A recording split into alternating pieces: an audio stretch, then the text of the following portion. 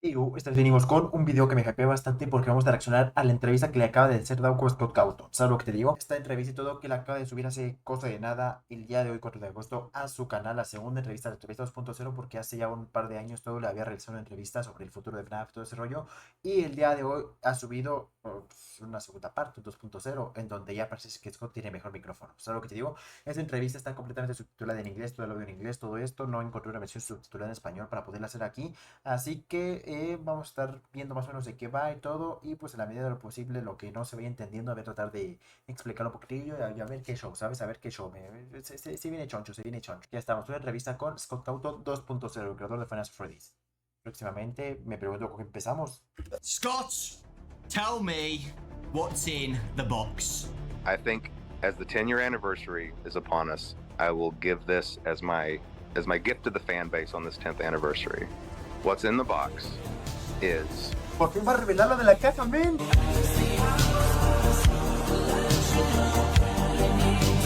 Eso era mejor algunas cosas dejarlas cerradas, pero que por fin lo vaya a decir. What's in the box is... Otra entrevista con Scott CAWTHON. Aww. Hi, Mabel. Yeah, she's the best. What's going on, guys? DAWKO back again. Hope you're fantastic today. And it's the 10-year anniversary of Five Nights at Freddy's. It is August the 5th, which means if you've been looking at the list, what the official Twitter has been saying, it's the interview with Scott CAWTHON. Esa supuestamente tenía que salir el día de mañana, pero lo recorrieron para mañana anunciar la colaboración, anuncio importante de colaboración, y hoy sacar la entrevista con Scott. O sea, por eso estamos viendo el 4 de agosto. But everybody. Hey, everybody. How's it going? DAWKO, good to see you again. Yeah, it's 6 years since the last interview, right? Which is crazy. A lot of things have been happening since then, so let's go back a little bit. So the interview was August 2018. So after that, we got Help Wanted, Special Delivery, Security Breach, Help Wanted 2, Ruin DLC. So there's a lot going on. And of course the future games as well. Yesterday, Steel La película también fue esta. A fin que todavía no subía videos ni streameaba en ese entonces. Has announced something. I don't know what it is yet because we're recording this, you know, a couple of months before. But guys, whatever it was, I hope you're very excited for it. Future DAWKO into the pit as well. Stuff to look for. There's so much stuff to look forward to, and it's really cool that you've done like a week of exciting things for the 10-year anniversary. You know, we've never seen something like this before. 10 years of Five Nights at Freddy's, which is it's pretty crazy, right? Man, I can't believe it's been so long since our last interview. That really seems like just it doesn't. How long did you say ago it was? 6 years ago? That's hard to believe. It's impossible to believe. I know, right? I've actually got a song for you that I'm going to play for you to celebrate the 10-year anniversary. Okay, no, this is getting things off to a kind of an awkward start, but I'll let you go on ahead.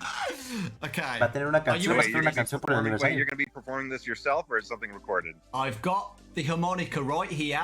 Oh, a harmonica. Okay, my favorite. I've been practicing this song for over 32 years. Okay. Mm-hmm. So, are you ready for this? I'm ready. Come on now, you started this. Right. Okay. Ready? I'm really good. I'm really good.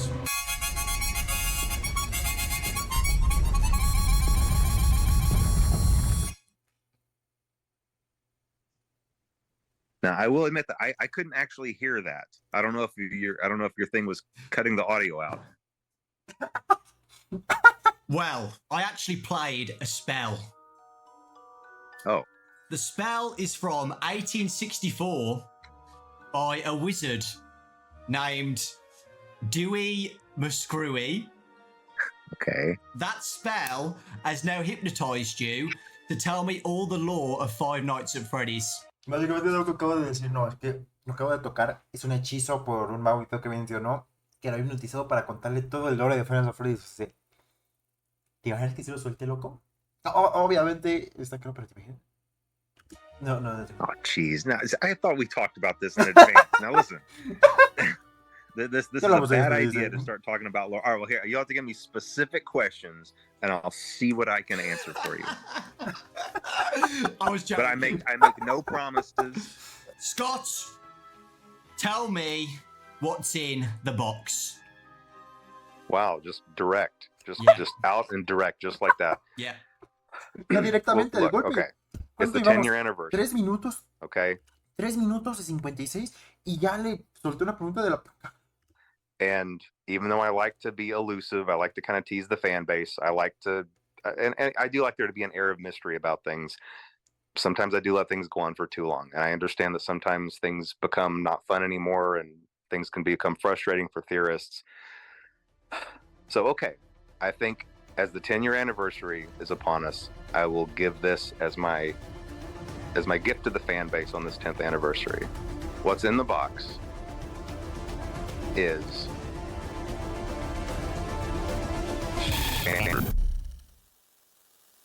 ¡No! ¡No! ¡No! ¿Qué? ¿Qué? Oh my god. and that's about it. And, No, and that's that's- it, man.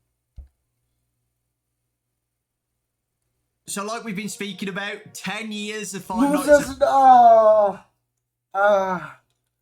at... Ni mi casi algo me ilusionó tanto. A mí, ¿por qué cortó ahí? No, tenía que cortarle ahí, ¿no?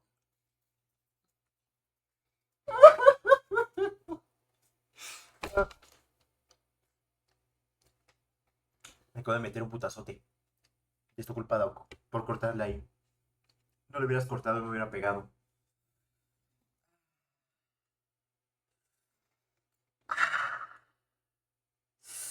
Push el play. Freddy's, which is a crazy amount of time. I can't believe we're still here. It's been such a journey. So I just wanted to ask you, do you have a highlight moment for the whole 10 years of Five Nights at Freddy's since 2014? I think there have definitely been a lot of satisfying moments. Like obviously, if whenever one of the new games would come out and it would be positively received, that was obviously a huge relief. You know, there's No manches, su silla se parece a la mía, loco. Su silla tiene los colores de la mía.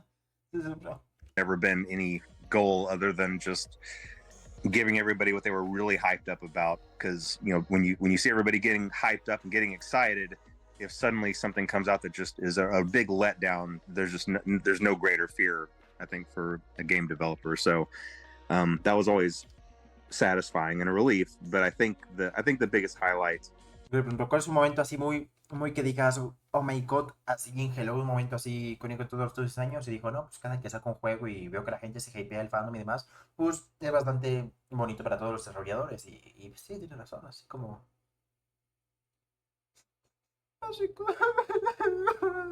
No, bueno, yo lo voy a decir. No, el que yo creo que es el momento más Hello. Was probably just going to the movie theater to watch the movie when it finally came out. Fue a ver Because, al cine. you know, behind the scenes of all of the games throughout the years and behind the scenes of all the books being written and everything else, there was always the movie. The movie was just a slow burn project, even just starting as late as 2014.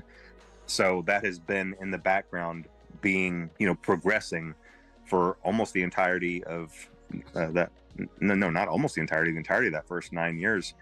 So to be able to actually go sit in the theater and hear the reaction from everybody and hear the fans really enjoy it, that was definitely that was definitely a moment of just real happiness for me, I think. Literally 9 years, you know, having ups and downs, you know, getting the Que literalmente cuando salió la película, o sea, literalmente 9 años todo para poderla producir, sacar todos los errores, correcciones que hubo y todo, y por fin verla.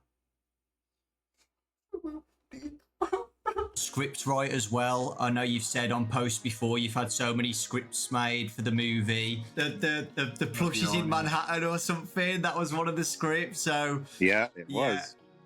Yeah, I can imagine how, you know, difficult it's been, like trying to get it all done. You know, I can just imagine.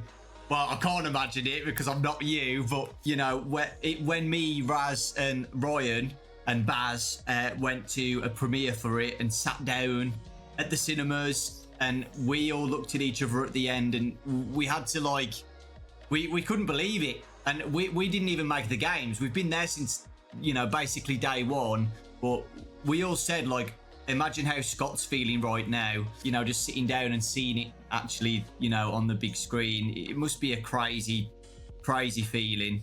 Yeah, and now that I've been through the process, I can tell you it's a miracle that any movie gets made, just being through that process, just how many wheels have to be turning at the same time. And how many things, and even though this process took a long time for me, Hollywood works at just blazing speed where there's 100 things happening at the same time. And it's a miracle if these things get coordinated. And sometimes things don't work out, but sometimes they do.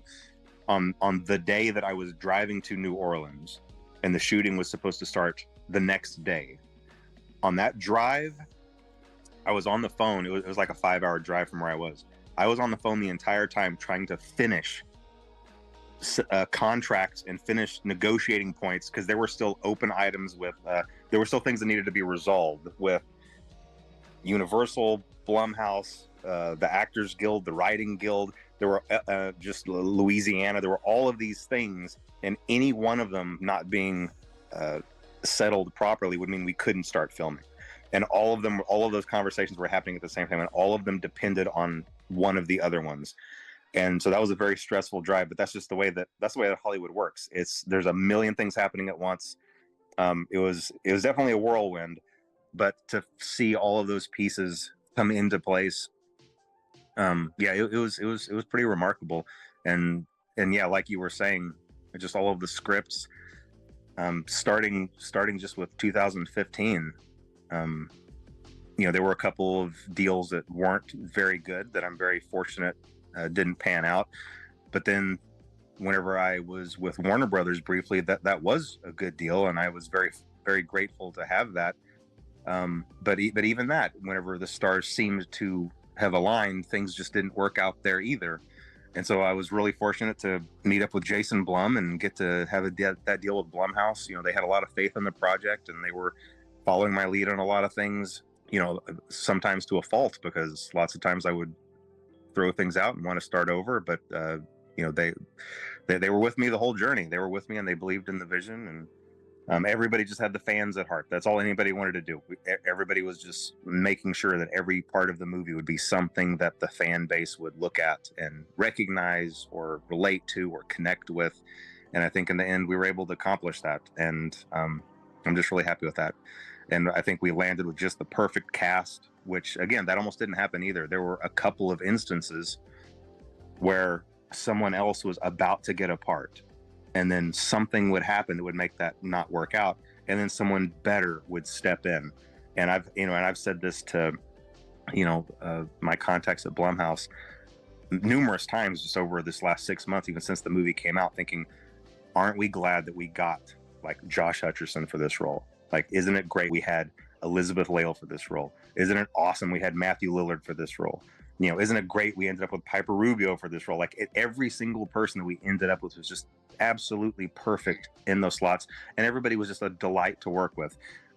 Once again, since I'm new to kind of the film industry, I got to talk to people about their other experiences on other projects, and it can be really scary because usually, from what I understand, every production has one member of the cast or one person on staff or just one person that causes problems or something like that. We didn't have anything like that. Nothing like that. Everybody was just phenomenal. They were just a joy to work with, and getting to go to filming was really fun. So it was a really fun experience, and in the end, I'm just happy that the fans were happy with it. Now, that's not to say the film didn't have it's places where it could have been improved, and we're all me and Emma and Jason Blum, we're definitely chat about that and looking to make sure the second movie is a step up and an improvement. So lots of good things to look forward to, I think. Yeah, it's exciting. And yeah, you're right about the fan reaction. The fans absolutely loved it. Like, we all can't wait for the next movie. It's so exciting. And I'm so glad, it's actually happening as well. So yeah, exciting times. So yeah, you said that you've got a highlight of the 10 years of FNAF. If you could go back and change one thing in those 10 years, do you have anything that you would change? You can't say the box. No, the one thing I would change, I wish I could go back and have one more shot at FNAF World. I really, really do. I know it still would definitely be the oddball in the series, no doubt. and maybe it would still have been a poor decision in general, but there were just a lot of bad decisions made at the beginning of that project that doomed it from the start. Like, I was making it with mobile in mind, so it was a really low resolution. I was thinking about it as a game on the phones. I tried to make the whole game on one frame in Click Team Fusion. That just means I wasn't allowing it to be as big as it could have been. I was trying to cram it all together for my own convenience. There were just several decisions that were made that really hindered that. And also, I was in a rush because I was getting a little arrogant, thinking that, hey, anything I make is going to be gold, and I definitely ate some humble pie with that really, really quick. And I learned that is not the case. And so I've tried to be very careful to not make that mistake again after that. But yeah, if I could go back and change one thing, I wish I could maybe work with a different developer and just really make it a high resolution game, get in some really good graphics, maybe get someone else to, help me with those graphics. And it could have been a good game. Who knows? Maybe somewhere down the line, if I get really antsy about it and have a lot of free time on my hands, maybe FNAF 2 or FNAF World 2 might be a thing. Yeah, I was about to say that, you could still get a different company to do a FNAF World game. It's not over yet. I think I've said this to you before. I love FNAF World. I think it is so underrated, and I always say FNAF World is underrated. I love it so much. There's just a charm to it. I really do. And I know you don't like it, but I absolutely love it, man. I really do. I love. Lo que pasa es que FNAF 1 nos saca fuera de lo que nos tenía acostumbrado a la franquicia. Es algo que te lleva a sacarnos algo fuera de la franquicia y todo es bastante difícil de adaptarse, acostumbrarse. Entonces, por eso sí que el punto de tanto a lo mejor lo infravalorado que está o algo es eso, de que nos tenía acostumbrado a todo lo mismo, subir valor, y de repente una aventura es medio. Es complicado, ¿sabes? Everything about it. If I had allowed myself to work on it for one more year, just like really double its development cycle and let it be a high res game, I bet it would have really been something. But like I said, who knows? Maybe for the sequel someday. Let's move on to Steelwall. The amazing Steelwall Studios. That was the next game after Ultimate Custom Night. Help Wanted. One of my favorite games in VR. I absolutely loved it. What has it been like working with Steelwall? Were you nervous about it? Because I know it's a big thing to, give a company your baby, basically, and let them, do what you've been doing for the past 5 years. How was it for the first time letting someone else work on FNAF? I was really nervous about it. I was really nervous. I went several years still doing it by myself, even after I had the financial ability to pay other people. Again, I wasn't in that mentality of being able to do that. So even though I could have done that, I was still doing things just all by myself, all the way up through Pizzeria Simulator. Yeah. But by then it was I knew that it was getting too much for me. I knew that I had to find another partner for it, and I was scared of that because there are stories all over the internet available about just games that went completely wrong because of games being mismanaged in the hands of development companies. And I'm sure that all of their pitches on the surface would have sounded the same, but I really got lucky. For that reason, I really feel like I got lucky, because whereas I probably could have accidentally ended up with a company that did botch something, I didn't. I think I really honestly believe that I landed with the best, just one of the best development companies. They've been just a pleasure to work with, and they've done a really great job. This last one they did, Ruin, I thought it was just so much fun. And I think that might be my favorite thing that they've made was Ruin. And the things that they have planned, which I'm not going to talk about right here, but the things that they have planned are really exciting too. So yeah, I've been really happy. It's been a really good experience. Well, I'll tell you, on Help Wanted, I was going to throw in, I'm happy with how Help Wanted came out, because at the time, and I don't have this anymore. I don't have a VR setup anymore. But whenever the first Help Wanted came out, I did have a VR setup. So I was able to beta test. And of course, I was leading the charge to want to beta test my own games. I got into the Funtime Auditorium and I noped out of it. I took the headset off, and I immediately got on the phone with Steelwall and said, I'm not doing it. I'm not going to test it. You test it. You're going to test it. You'll find someone else to test it. I didn't even get jump scared by Foxy. I was just in there in the darkness, and I knew I wasn't going to do it. And I never played it again. And I never played Help Wanted. And I never played Help Wanted 2 either. And I'm not going to. People need to understand it though, right? Because in the past, O sea, literalmente, Scott no jugó Hell Wanted 2 y no terminó de jugar Hell Wanted, o sea, nada más terminó Hell Wanted hasta la sala de el Funtime Editorio, o sea, sí. Ok, está curioso, está curioso. Pero hombre, se entiende ese miedo que tuvo de su franquicia y todo, ya que la estuvo trabajando todo el solo, ya lo grande que era y todo, tenía que buscar a alguien más, algo más para trabajarla. Y que lo encontró, le salió bien, ¿sabes lo que te digo? O sea, se pudo haber salido mal y hubiera sido terrible, pero qué bueno que salió bien, ¿sabes? that's like when I've obviously done videos on Help Wanted 1 and 2, I get a comment saying like, oh, it's not that scary, you're overreacted, it's not that bad. But you don't know until you've literally put on the headset, right? Yeah. It's completely different, you know, just watching it from a screen is compared to having the actual headset on. It's terrifying. Yeah, completely different experience. My other question, glitch trap is one of my favorite characters in FNAF now. I absolutely love Glitch Trap. What are your thoughts on Glitch Trap as a whole, with the development of Help Wanted? I love the character, and I know that this is kind of one of the places where I know that there's a little bit of a divide with maybe me and the fan base, or maybe just within the fan base, because I always lean sci-fi. I have a tendency to lean sci-fi, even though I try to come back into the roots of the supernatural instead. But I can't help my inclinations to lean sci-fi. So anything that involves possession of AI or possession of machines or circuitry, that I love that sort of thing. So I love the idea of Glitch Trap. I'm not a huge fan of the name, and here's the way that these things happen. Okay, and this happened with Burn Trap too. Whenever I'm in the planning phase with Steel Wool, we come up with temporary names for these characters. You know, whenever we're doing the pre-production document, I'll say, oh, well, he's glitchy. We'll call him Glitch Trap. Oh yeah, he's Burn. We'll just call him Burn Trap. But then those names get embedded in the source code because they use those temporary names also.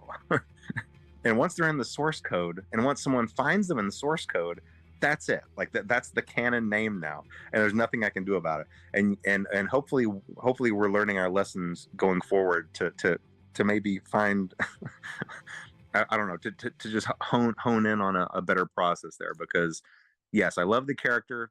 Not a huge fan of the name, but it is what it is for now. You know, it's the name. I love Glitch Trap's name. No le gusta el nombre de Glitch Trap. No le gusta el nombre de Glitch Trap. Es buen nombre, es muy buen nombre. La verdad que a mí me gusta. O sea, me agrada más que Burn Trap, que iba a ser su primer nombre. O sea, ese nombre que tienen los archivos y demás, que era como que su nombre de beta, por decirlo así. O sea, sí. Pero me gusta Glitch Trap. Can you think of a name, like, on the spot, like what you would want to call him or not? Oh, I have no idea. But you know what? A good example is Nexus, you know, from Ruin. Now, that was a character where, even in just my design of the game, I thought that through, and I came up with that, and I'm really happy with it. I really like that name. It's a really cool name. But now, see, if I didn't have one of those ready to fire off, I might have thought up something like, I don't know, Purple Trap or you know, or AI Trap, or just something temporary, and then that would have been the can name. That would have been so much worse than Nexus. So after Help Wanted, we got Security Breach. Were you happy with the release of Security Breach when it first came out? Security Breach, there's a really big story behind that. That was definitely a challenging period, and a lot of things just didn't align up perfectly for that, and there were a lot of reasons for that. I mean, obviously, I hear lots of studios and things kind of blame COVID for stuff, but there is a reason for that. You know, COVID took well-structured work systems and suddenly scattered them and expected the work to continue to flow, and it just doesn't work that way. From my understanding, I'm pretty sure most, if not every, member of Steel Wool got scattered across the country and were trying to just carry on with the workflow, and it was just really difficult. I think that's really the only example when my idea of how a game was going to go was misaligned with how things were going with Steel Wool, and I had a specific story for this in mind. Okay, for Security Breach, I really did. I had a very specific story in mind, and it is very different than the one that got in the game. And I think a part of that is the way that I conveyed that to Steel Wool, because what I was trying to do was I was trying to tell Steel Wool to do specific things throughout the game, put specific items in specific places, have specific characters do certain things, meanwhile not telling them what the story plot was. Because in my head, I was thinking, okay, when people find this, they will connect this to this to this, and it will all be revealed. And I thought I could do that without telling Steel Wool the story plot. That didn't work out very well because they got all of these pieces and they thought it was their job to connect them in a way that made sense. And so really what you ended up having were the same pieces, but telling completely different stories. And since I was trying to kind of tell a specific story with mine that went a certain direction, they were taking pieces I didn't fully understand and trying to craft a story out of them. And again, I don't blame them for that. I blame myself for that, because I guess what I should have done is just said, hey, here's the story. Here's why these pieces are here. Here's how they're supposed to connect. And I can give you a really easy example for this. And I'm hesitant to say this because I don't like messing with the lore, but I think in this case, it's okay. When it comes to Burn Trap, originally, Burn Trap was never supposed to move. He was supposed to just be something you saw in the corners, or like if you were walking past machinery, you might be able to peek in between two things and see him in the corner or propped up against a wall, almost like a some kind of decaying movie prop, and you never fully understood what his purpose was. And he had a very specific purpose, and I'm not going to say what that purpose was, but realistically, he never moved. Well, obviously that's not what we got in Security Breach. In Security Breach, we got a capsule opening and purple smoke flowing out and him climbing out and coming to get you. And so it's just not quite the same thing. So, but anyway, it didn't turn out the way anybody wanted. But hey, whenever that happens, just like whenever I stepped in it a little bit with FNAF World, me and Steel Wool got together. We were like, look, all that matters now is making things right by the fan base. That's all that matters. We all had the best intentions going on. We all wanted to make a good product, and we went in and we made Ruin for it, and I hope that redeemed the game, and I feel like it did, because I think it was really great. And anything that we do going forward that continues that story or has those same themes, I think we're just going to be in a much better situation to continue on. So, the Ruin DLC came out a year ago now, which is crazy to think about. Time's going so quickly. Entonces, para empezar, dice que inicialmente Iglesia Bootstrap no los tenía que mover, nada más tenían que estarse ahí como que viéndote y demás, que de repente como en algunos puntos tú podías llegarlo a ver y así viéndote y tenía su propósito igualmente de la manera, o sea, sí, pero que al final terminó volviéndose Iglesia que se mueve y todo, o sea, sí, es loco ver cómo cambian las cosas, ¿no, loco? Y en plan también con Security Breach, que dice de que no, tenía cierto propósito, ciertas cosas, todos ciertos personajes haciendo tal cosa específicamente, tales cosas específicamente en tal lugar y en tal momento, tal cierto específicamente, para que los fans lo vieran y dijeran, no manches, tiene que ver con eso, lo conectaran y descifraran cosas y demás, que al final terminó todo diferente, ¿verdad? Pero que lo hicieron con la mejor intención, con todo ese rollo, es curioso. And the fan reaction to that was amazing. Everybody loved it, and everybody's looking forward to what's next. The ending of Ruin, with a specific character that came out, a new character into the games, the Mimic. Any thoughts on the Mimic? I cannot share any thoughts on the Mimic, other than I really like that character. This is a character that I really like and I'm really excited about. I think it's a really terrific antagonist, and I don't think it's the last that we've seen of the Mimic. That's all I'll say. Yes. With that, do you have a favourite character in the Steel Wool era of games? I mean, Music Man is too obvious of an answer, right? I mean, I think all those characters turned out great. In fact, I think this is why it's hard to pick a favorite, because all of them turned out so well. I've always really liked Vanny as a character. I don't think that Vanny was utilized to her fullest potential, and so hopefully we'll see another opportunity for Vanny to return as well. We'll see. Ooh, okay. Moving on to the books. So the books have been amazing. I've been doing little summary videos on the channel with Fazbear Frights. That was awesome. How has it been working on Fazbear Frights? It's actually really enjoyable. It's probably one of the most enjoyable things that I do because I just get to think up a really scary scenario, and then I create maybe a 10 to 15 page story out of it. And then I have writers that I work with, obviously, and they take that and they really flesh it out and fill it out and add the details and turn it into a full length story. And I get to kind of just really see it come to life. So it's been really enjoyable, and that's something that I really enjoy. It's funny because it's one of those things where as long as I know that that's something that's happening in my life, I might be at the gym or I might be watching a show, and then suddenly something will come to mind, and I'll be like, oh man, this is gonna make a great story, and I get right home and I start working on it. Do you have a favorite story out of all of them? Pasa de cuando estás haciendo cualquier otra cosa y todo, te da inspiración y pues, te vas a escribirlo, papi. Mi favorita. I think my favorite story, it's probably Bunny Call. I know that's kind of an oddball choice, but there's a reason for it. Because some of these stories are based on my real life experiences. Bunny Call is not completely made up. I used to take my family to a family summer camp. Okay, this is one of my two. This is my two oldest boys were maybe 11 and 12 at the time. Or no. I bet they were 13 and 14. It's hard to remember exactly when this was. But then I had younger two that were just babies still. And whenever we showed up at camp and we were all in the auditorium signing up for activities, it was rafting and boating. One of the things you could sign up for was a panda call. Okay.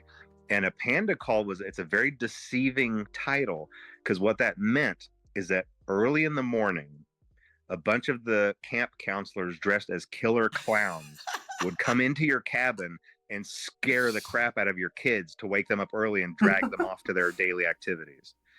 And so I signed up my two oldest, Ian and Braden, my old beta testers, or whenever they, all their lives testing my games. I signed them up for it. And I thought, oh yeah, this will be kind of fun. It was kind of fun until the next morning started rolling around. I started thinking about what I'd done, because then the next morning I woke up at 5 a.m. and I realized they're out there somewhere. Like this is happening right now. And I started listening for screams, and I started listening for noises, and I even snuck out and went outside. And it was dark and there were crickets chirping, and I was looking around, and I just thought to myself, somewhere out here in the dark in these trees are a bunch of clowns, and they're coming to my cabin. and it was a really, really scary sensation. And so I just went back inside, and I looked at my family sleeping. I looked at my baby sleeping, and my kids and my wife, and I was like, what have I done? Like, what have I done? Of course it ended up not being a big deal, because then I just heard a soft knock at the door, and I opened it, and there was a row of killer clowns. I said, never mind, you guys. And they just walked on. And so it wasn't a big deal, but it was still a really eerie feeling like I had signed up for something that I'd regretted and I couldn't undo it, And so I based Bunny Call on that. Oh, that's awesome. You said that you've got relatable stories. Do you have a relatable story with Fazgoo? Look, okay. Listen, anytime there's a series of a whole bunch of different things, you're going to have some that are great, and then some that's like, well, like what was going on with this? I don't know how to explain the Fazgoo. I'm sure I had something in mind that was really great, but they can't all be winners. Now I will say a couple of the other ones that had real life connections. Sometimes you hear about people talking about their sleep paralysis demons or whatever. That's never really made sense to me, but now it kind of makes sense to me, and I don't know why it does. Yeah, every once in a while, a person you'll wake up, but you'll still be paralyzed in your sleep, and for some reason, I guess in that moment, you're still half dreaming, and so you have a tendency to still maybe see something before you fully wake up. And the Blackbird creature was mine. That creature on the cover of Blackbird is my sleep paralysis demon, because I was on vacation, I was by myself, and I don't know what the circumstances were. I feel like I was taking a midday nap, but I woke up with a jolt, and for a split second I saw that thing standing over me, and I couldn't move, and my body was tingling, and I was just frozen up, and I was just so disoriented after that. But I never forgot that, and I knew immediately after that, it's like, I've got to get this into a story somewhere, like this crazy looking creature. That is crazy. That is absolutely crazy. I've never had sleep paralysis, so I don't know. what my creature would look like, but I hope it doesn't look like that. I don't think it's a normal experience. I don't think it's an experience you should want to have. I don't Yeah. feel like it's a healthy thing. So Yeah. if that hasn't happened to you, I think you're in a good place. Do you have a least favorite story? I don't know. I think it probably might be the Faz goo. Or no, I mean, come on. It's got to be the one where the guy gets pregnant with Springtrap's baby. I'm not sure what I was thinking about. You know, again, that's one of those things where, oh man, this is going to be really creepy. But then you step back and look at it from afar, and you're like, I don't know if this is a good idea. And I swear I wasn't picking on Matt Pat. That wasn't a story designed with Matt Pat in mind. It really, really wasn't. You know, listen, whenever you're doing these stories for this long, eventually you just run out of names, and you're going to cover all the names, you know. Yeah. Eventually I'll get around to DAWKO, you know. And so if you see DAWKO in one of these stories, it's not something personal. It's just because I ran out of names, you know. I don't know. DAWKO is a very specific name that you'd have to get to. I probably have a few more to go through before I get to that, so you don't have anything to worry about. When doing my summary videos, and I know a lot of people say the same, people who loved Goosebumps when they were kids find these really relatable, right? And I know kids at school now read Fazbear Frights like their Goosebumps books. And as a kid, my favourite TV show was Goosebumps. Would you ever think about or like the idea of Fazbear Frights ever being like a TV show like Goosebumps, where it's like a series of some of the best stories or something adapted? Oh yeah, definitely. And that's something that can definitely happen. Especially now that the first movie came out and was successful. I think that really opens the door to lots of other potential opportunities. The only thing to be mindful of is I don't want to oversaturate the market and just create too much. And I think that sometimes we get a little bit of that, where franchises have movies and too many TV shows, and it just kind of waters everything down. But I really do like that idea, and it is definitely something that could happen for sure. Awesome. So the next segment is the FNAF movie. I've got some questions for you, Scott. First off, I absolutely loved the movie, as you know, and I know a lot of people did as well. The fans absolutely loved it, and it did really well at the box office as well. Super successful. Congratulations to you.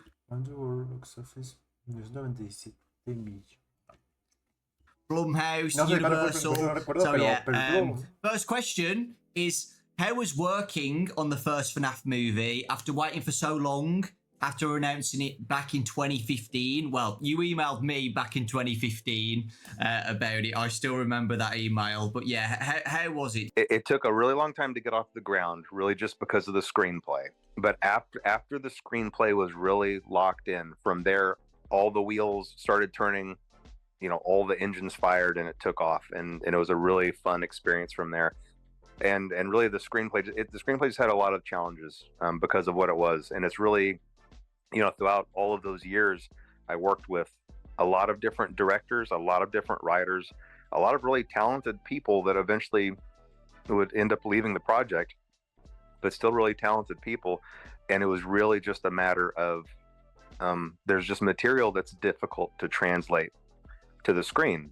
And one of the biggest issues is the animatronics, obviously being the monsters in the monster movie. If I were to approach any writer of a horror movie or any director and say, okay, here are your monsters, go make a monster movie with them, that's easy. You know, you give them all a knife, you go in, you just make your generic slasher, but just have it be, you know, Freddy, Bonnie, Chica, and Foxy doing the slashing. The nuance here is that these animatronics are possessed by the spirits of kids, and these are innocent kids. These are victims themselves. So it's very, very difficult to still have a horror movie, still have those kills that you need, but still preserve the innocence of those kids. And it's a really difficult thing to do. And there were several screenplays that did not hit that mark. And I think I was more cautious about that and more picky about that than anything else. If kind of the innocence of those spirits was not preserved properly, I wasn't going to go forward with it.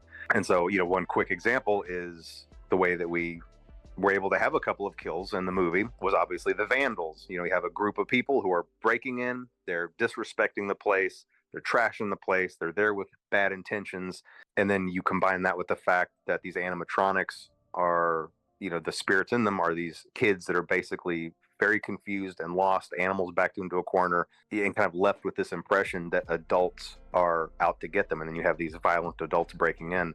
And so it allows you to have that kill count while still being like, well, I can kind of see how that might happen. It was a tricky thing to do, but I think we were able to accomplish that. Manipulated by William Afton still as well. Yeah, that's right. That's absolutely right. The drawing on the wall was also kind of this layer, this blanket of manipulation over them all. So all those things combined, you could see how these actions could happen, while it not necessarily being the fault of the kids. With the fort scene as well, I loved the fort scene. I know some people were a bit confused by that, like why are they building a fort? But I got it straight away. You know, you just want to show the Al fin y al audience. cabo, la escena del fuerte todo tenía un contexto de que, como dice, son niños, al fin y al cabo los que están ahí construyendo las almas y demás, entonces no veo por qué toda la gente todo decía, no, es que se sale del terror y demás, pero pues al fin y al cabo los personajes son queriendo tener en cuenta lo que dicen los niños y demás, entonces pues de puta madre la escena. That they're just kids, right? You know. Were you happy with the first movie and how it came out? Yes, I am. I am very happy. I mean, look, anytime anybody, I think pretty much anybody who's been through a process like this would be able to look back. And I do this with my games too. You look back and you're like, well, I wish I'd tweaked this. Oh, maybe this could have been like this, or maybe this could have been like that. But you have to just really take a step back and look at it as a whole, and where it came from, all the things that could have gone wrong, and all the things that went right, and just be really grateful that so many things just fell into place. You know, and I can give you a really quick example of why I don't want to second guess too much. You know, at the 11th hour of this movie coming together, we still really didn't have a music composer, and I'd really wanted an animated intro. I was really pushing to have that 8-bit animated intro, but we didn't have anybody, and really not really anybody to have an idea of what kind of music we were looking for. 11th hour, Newton Brothers come in and they write out that banger of a track, like absolute insane. Like I listened to that the first time and I was like, wait a minute, do I have a theme song? Does Five Nights at Freddy's have a theme song? You know, and I called Emma Tammy on the phone. I was like, wait, do we have a theme song now? Like, I can't tell you how excited I was over that. And you better believe you're going to hear that again at the beginning of the second movie too. I mean, that was just so incredible. The Newton Brothers just knocked that out of the park. So yeah, so many things went right that I don't think I'm going to dwell too much on, you know, what I would go back and try to do differently. As we know, the movie was a major hit in 2023, super successful, the biggest horror movie of 2023 as well. How does that feel, seeing that happen? It's nice. That part is nice. It's more important to me that if the critics had loved it, but the fan base was grumbling and saying, wait, this isn't how it is in the lore. Wait, this... Eso estuvo curioso porque nos salió, creo que incluso en el Rotten Tomatoes tuvo como 20% de aprobación, algo así, ese pedo. O sea, la crítica no le gustó. Pero evidentemente los fans, todo con la crítica de los fans estuvo muy bien aceptado por los fans, todos fue como 80, 90 de parte de los fans. O sea, se fue muy recibida por la crítica, o sea, lo que te digo, por la crítica de los fans. O sea, fue muy recibida por los fans. Y pues la crítica que se joda, ¿no? Al fin y al cabo es... we didn't like this. I don't like how they did this, and the fan base was unhappy. That would be a failure to me. I'm perfectly happy with all the critics hating it and the fan base reacting positively to it. So yes, it is nice that the movie was successful. However, that is not the correct metric by which to judge the success of this movie. Sí, al fin y al cabo el público al que fue a diseñar la película lo amó, entonces fue exitoso.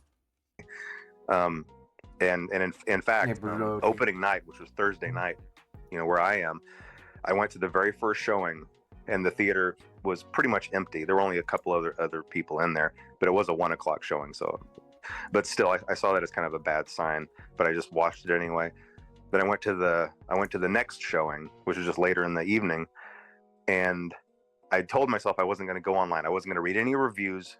I had already told everybody at Blumhouse, and I told my legal team, don't talk to me, don't call me, don't email me, don't send me charts, don't send me facts or figures. I don't want to hear anything about anything. I'm going through this whole weekend blind. I just want to experience what everybody else is experiencing.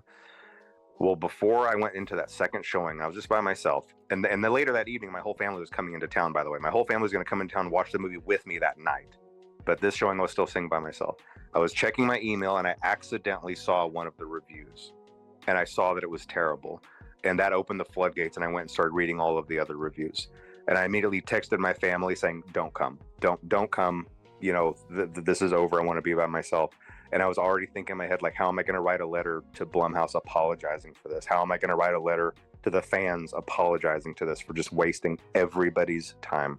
And I was just incredibly depressed. But somehow Jason Blum caught wind of this. I don't know who I asked a question to or what I said, but you know, he started just bombarding me with text messages saying, Scott, the fans love it. The fans love it. You know, the movie's a big hit. Everything's great. He was just, you know, in all caps, everything all caps. My phone was just blowing with all caps texts. And so he really talked me through that to try to encourage me that even though the critics hated it, you know, there was a lot to be loved there by the fans. And so then I had my family come into town anyway, and we just sat in a packed theater and listened to, you know, the cheers and enthusiasm, and it really lifted my spirits. But, you know, for a couple of hours there, man, I was pretty distraught. I thought the whole thing was just a complete disaster. But it wasn't. But it wasn't. It all worked out okay. You know, it all worked out okay. Yeah. And again, the movie's not perfect. There's definitely room to improve. But yeah, I'm definitely happy that it was in general received well by the fan base. The second movie, which is, you know, it's been announced that it's going to be coming out in 2025. Is it December 2025? Yeah, December 5th, 2025, I think. Is there anything exciting to talk about on the second movie? Anything you want to say? 4 días antes de mi cumpleaños. Qué loco. Oh, hace poquitos días de Barot. I'm not going to give away too many details, but I will say that I'm following kind of the same formula where the first movie is focused on the first game. So I'm going to try to carry on that tradition onward with future movies. And I think that is absolutely the way to go. And I think everyone's going to be really, really excited for what's planned for the second one. You know, the first one was really challenging because it's so much setup. It's like, how do you establish all of this? But now that we have that launch pad, where to go from there came a lot just more natural. It felt a lot more natural. And we were able to really craft just a really great story, I think. And I'm really excited about it. And I won't say anything more, but I'm really hopeful that everyone's going to really love what's gonna come around December 2025. Yeah, so exciting. And is Emma back and everything? Oh yes, yeah, well? Emma's gonna be back. She did such a great job on that first one, you know. Yeah, that's really good having the same director. So now we're going to be talking about Into the Pit, the new game that's coming out by Mega Cat Studios. We just got the trailer, another trailer, a couple like last week, and it looks amazing. It looks so good. How has it been working on the game based on a Fazbear Fright story? It's definitely been a unique experience. You know, I first started talking to Meg. I mean, it's been years and years since that game has been in development, and originally it was just supposed to be a little novelty one-off. It's like, oh yeah, here's this little company that makes 16-bit cartridges, and that was immediately appealing to me because I'm all about the Super Nintendo. And so if I could make something that would come on the Super Nintendo cartridge, you know, sign me up. That was the most exciting thing, the most exciting product I'd ever worked on. It was still just supposed to be a novelty, but as the development went on, everybody was looking at it thinking, this looks pretty good. This actually looks really good. And so they just kept on going with it. They could have stopped a lot sooner, and they could have stopped with just a little simple novelty game, but they just kept going. And I kept looking at thinking, yeah, keep going. And they kept going, and I would keep looking at it. It just turned into this big, full-fledged, full-sized game. So we obviously decided to venture away from strictly the cartridges, so that everybody can be able to play it on Steam and everything. But it's really unique. It's just a really, really unique game, and I do love that it really gets into just this really gritty these kind of gritty graphics that I haven't seen since the late 90s, whenever you had those point and click type adventures and you had that real kind of that pixelated art style that can be really creepy at times. I don't know. It's going to be a really unique experience, and I think that everyone's going to really be excited about it. I really do. Awesome. I can't wait to play it. How has it been working with Mega Cat Studios then? Oh, it's been great. It's been really great. I really haven't had to give them. I have had to give them direction, but for the most part, it's been weird. They would go into the hole for 6, 7, 8 months at a time, and I wouldn't hear anything from them, to the point where I thought, is this okay? And I would even, I talked to the other people that I work with, like, is this game okay? Is this going to be okay? Are they okay? Do I need to check on this? Do we need to check on them over there? But then I would get an update, and it would just be all this crazy new stuff and all this crazy detail, this fluid animation. It's just crazy, crazy, crazy stuff. And then they'd go back into the hole again for 5, 6, 7 months, and then we just repeat that cycle. But now here we are, finally at the end of that road, and I think it's just turned out really great. Like I said, really unique, and I think everybody's going to really like it. The reaction to the trailer has been amazing. All positive feedback about it. Super excited. People love it. The story of Into the Pit as well. Into the Pit's probably my favourite Fazbear Fright story. So with all the positive feedback about it, what do you see for the future of FNAF spin-offs made by other studios in the future? Oh, it's definitely a possibility. In fact, I'd really like them to start working on Fetch. I think Fetch would make a really good game after this. Some stories obviously cater more toward being a good game than others, but there's something really scary about the thought of something always being out there and kind of watching your house, and then trying to come in and do things for you. Like, this is kind of a scary thought. The thought that I might be online shopping and looking for a specific thing, and somehow something out there is hearing that and receiving that, and then gonna come to me, sneak inside and put it somewhere without me knowing that it was there. It's just a creepy scenario. It's a creepy setup. And I think it'd be a really cool game to have to stop this thing, because obviously Fetch was out doing a lot of menacing things, to have to sneak around a neighborhood and stop this thing that's sneaking around so undetected. I don't know. I think it'd be a really cool game. So hopefully that'll be the next project. We'll see. As the franchise has grown bigger, what challenges have you faced with running a franchise of this size? Is there anything you could be doing better? I think something I should have maybe been doing better is I should have had a better structure in place as far as people to talk to the fan base. I've always kept that on myself all during the years, and in the early years, I think that worked great, because it was a little indie game, a little indie community, and then me, the indie dev, just chatting with the community and talking. But as the years go by and the franchise gets bigger and bigger, I don't know. I feel like I've slowly kind of lost touch with the fan base. Unfortunately, it's not that same relationship that it used to be. I really used to enjoy chatting with everybody and just kind of I don't know, and I guess that's expected, because FNAF is more of a big, it's kind of just kind of a bigger thing now, and it's bigger than one person, and I can't just pretend like I can hop online and chat with everybody and solve everybody's problems anymore. Used to, I kind of could. I could just go in there and chat with everybody and resolve little problems as if it was like just a squabble on a forum. I can always just step in and solve it, but it's just not the same. And I think that I should have realized that sooner. And I'm really only realizing that this year, that I really need to have a better structure in place.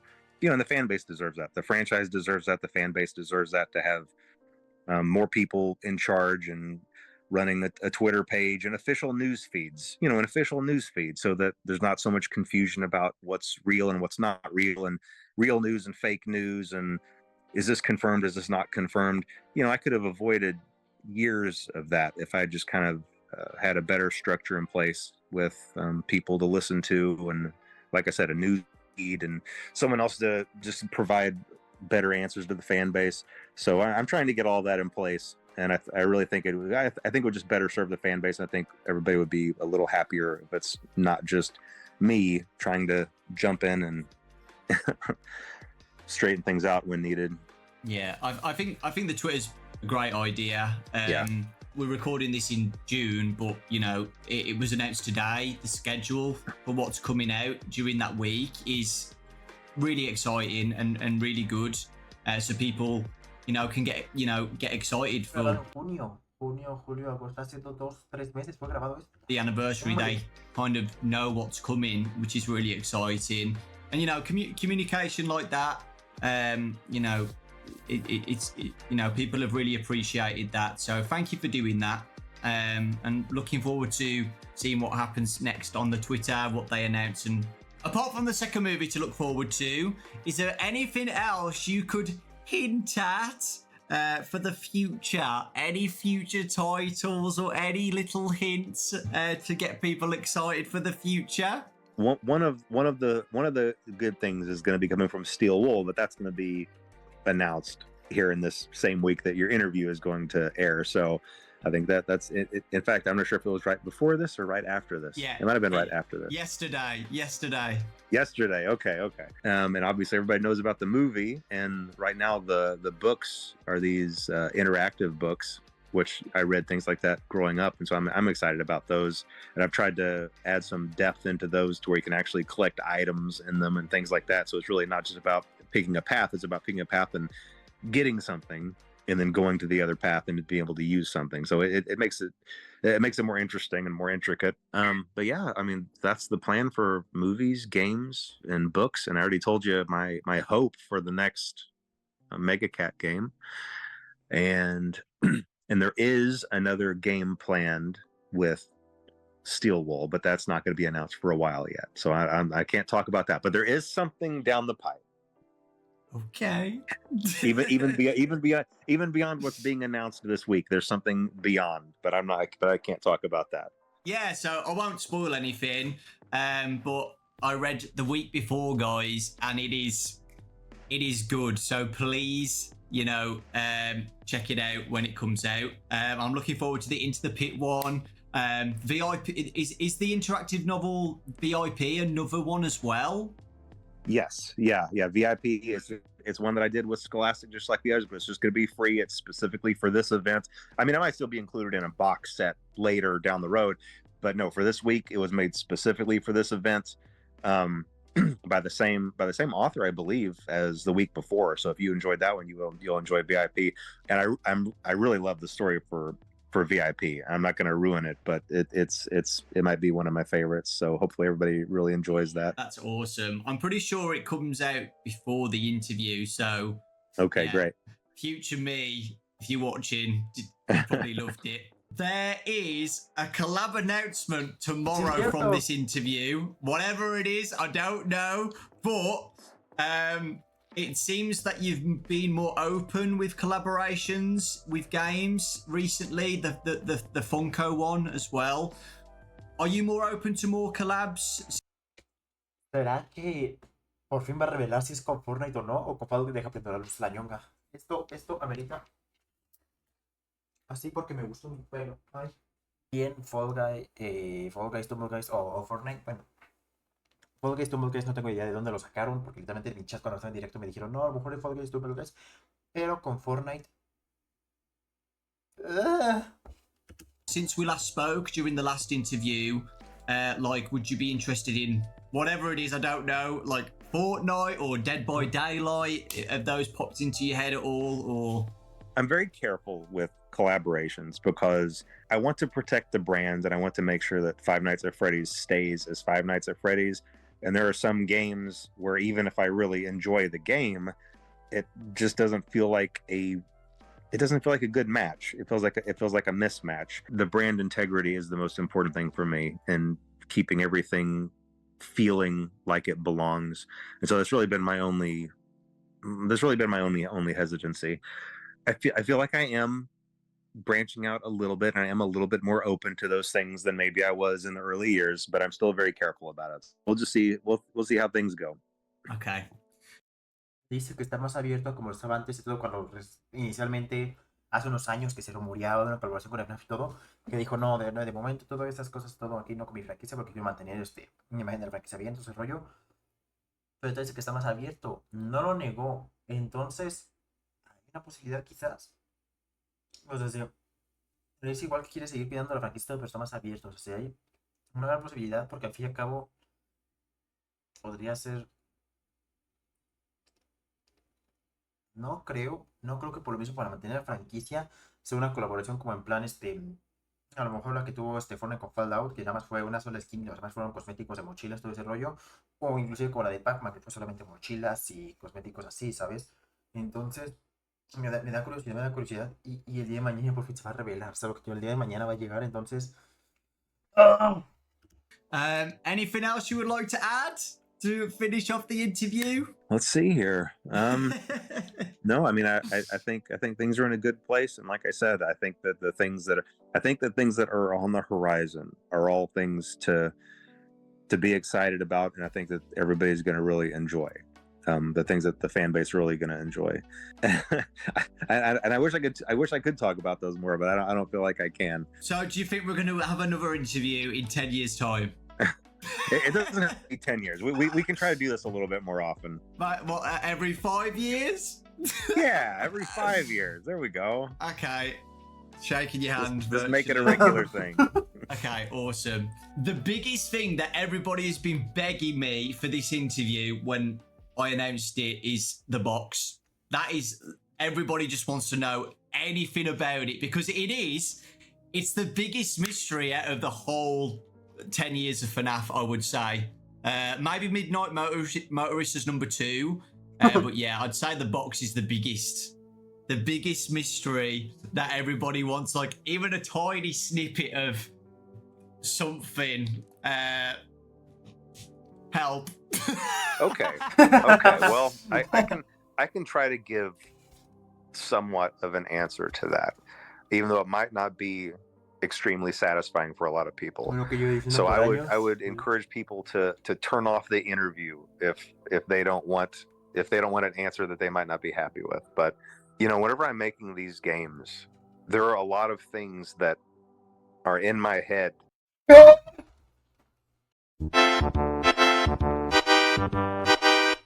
that are just flowing ideas, and when I have them and put them there, it's the first half of something. It's like a string or a rope just like reaching out, and I know that what's there on the other end is there. I trust that it's there. I know that it's there. And then whenever I progress forward, the rest of that just reappears. The rest of it appears and just fits into place perfectly. That's how all my games have been made. I feel that there is something there, and I make the roads to get there for that to be revealed. But then sometimes when things do progress, the roads aren't always the same roads as the ones that had been planned before. And so what that means is, even though at the time something was definitely there, something was definitely reaching out to be there, and I could feel that it was there, the progression of the story didn't go there. And so those strings never got pulled on, and those and the other half of that idea remained in the ether, remained in my subconscious. All of that to say, there is something in the box, but I never pursued it, and I don't know if I can find it again. And I think that that's the best answer that I can possibly give for that. Scott, thank you so much for the interview. Myself and everybody really does appreciate it. We're looking forward to the future. We're looking forward to this week. Future me is probably stressing out, playing all the demos and getting ready for Into the Pit in a few days. I'm so excited for Into the Pit. I really, really am. And all the fanverse stuff as well. My Pop Goes and the Joy of Creation, that demo. I'm looking forward to playing all of those as well and reading the new book. There's a lot in that week. I'm going to just be MIA that whole week. I've already told my friends and family, like, I'm not going to be here for the whole week. Don't call me. Don't text me. I'm going to be in this room just doing everything I can that week. And yeah, we really do appreciate it. So yeah, I think that's it. Which is really weird. That hour went so quick. Thank you guys for watching. Again, I appreciate you guys. Thank you. Without you guys watching the channel, I wouldn't be doing this in the first place, interviewing Scott. So it really does mean a lot to Aquí es cuando hago el edito y cuando dice lo de la caja está, yo le hago ¡oh! ¿Qué? Y todo ese rollo, ¿no? Siempre le cortamos todo. Seguramente si estás viendo el video ya viste ese corte que hice, entonces. To me, thank you so much. And yeah, I hope you all have a fantastic. En conclusión, la caja es lo que tú quieras que haya. 10-year anniversary week, and you're all enjoying yourselves playing the demos and reading the books and stuff, and are excited for Into the Pit and Steel Wars announcement as well. That's so exciting. But yeah, thank you, Scott. I appreciate it. So yeah, we'll both leave now. All right, sounds Don't good. have to Thanks for end it. having me, Dawko. Talk to you later. Thank you, Scott. Bye, guys. Thank you. Bye, mi gente. Thank you.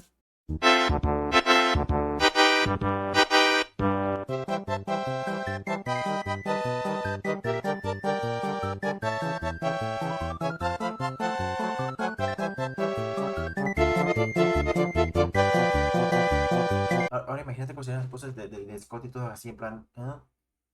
¿Ah? ¿Ah? ¿Ah? ¿Ah?